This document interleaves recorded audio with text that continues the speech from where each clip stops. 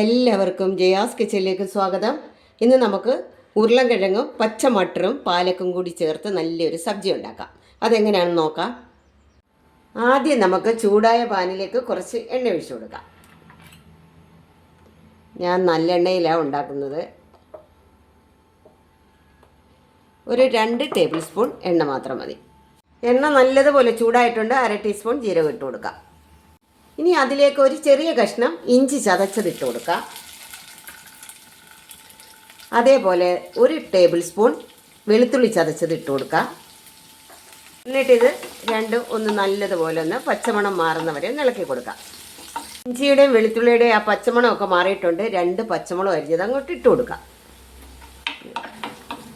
പച്ചമുളകൊക്കെ ഒന്ന് വാടിയിട്ടുണ്ട്. ഇനി 2 മീഡിയം സൈസ് സവാള കുത്തിയരിഞ്ഞതാണ്, അതുകൊണ്ട് ഇട്ട് കൊടുത്ത് നല്ലപോലെ ഒന്ന് ഇളക്കിയെടുക്കാം. ഇനി ഇതിലേക്കൊരു 1/4 ടീസ്പൂൺ ഉപ്പും കൂടി ഇട്ട് ഒന്ന് നല്ലപോലെ ഒന്ന് ഇളക്കി കൊടുക്കാം.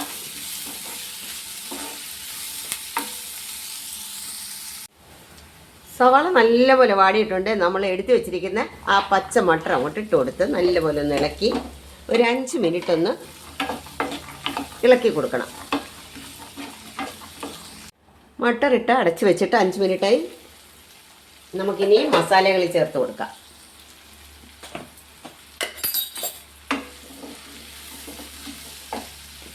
ആദ്യം നമുക്ക് 1/2 ടീസ്പൂൺ മഞ്ഞൾപ്പൊടി ഇട്ട് കൊടുക്കാം. 1/2 ടീസ്പൂൺ മല്ലിപ്പൊടി, 1/2 ടീസ്പൂൺ മുളക് പൊടി, 1/2 ടീസ്പൂൺ ഗരം മസാല.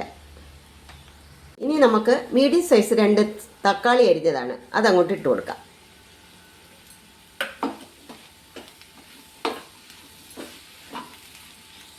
എന്നിട്ട് ഇതിലേക്ക് നമ്മൾ അരിഞ്ഞു വെച്ചിരിക്കുന്ന പാലക്ക് ഇട്ട് കൊടുക്കാം. പാലക്കിട്ടതിന് ശേഷം നല്ലതുപോലെ ഇളക്കി യോജിപ്പിക്കുക. എന്നിട്ട് അടച്ച് വെച്ചൊരു 2-3 മിനിറ്റ് ഒന്ന് വേവിക്കണം.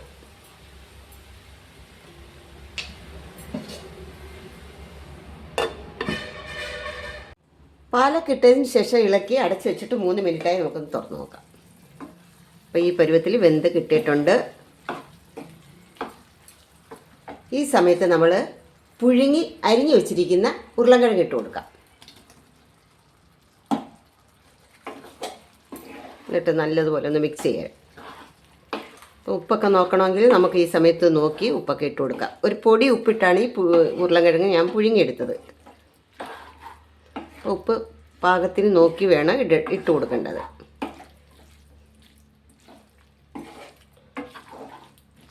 അപ്പോൾ ഈ മസാലയൊക്കെ ഒന്ന് പിടിക്കാൻ വേണ്ടി നമ്മൾ വീണ്ടും ഒന്ന് അടച്ച് വെച്ച് 5 മിനിറ്റും കൂടി ഒന്ന് വേവിച്ചാൽ മതി. നമ്മുടെ സബ്ജി റെഡി.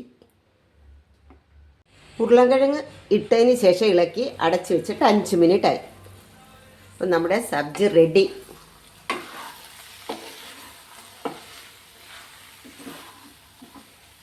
നമ്മുടെ ചോറിനും ചപ്പാത്തിക്കും പൂരിക്കും ഒക്കെ പറ്റിയ ഒരു സബ്ജിയാണ്. എല്ലാവരും ഇതുപോലെ ഒന്ന് ഉണ്ടാക്കി നോക്കണേ. സൂപ്പർ ടേസ്റ്റാണ്.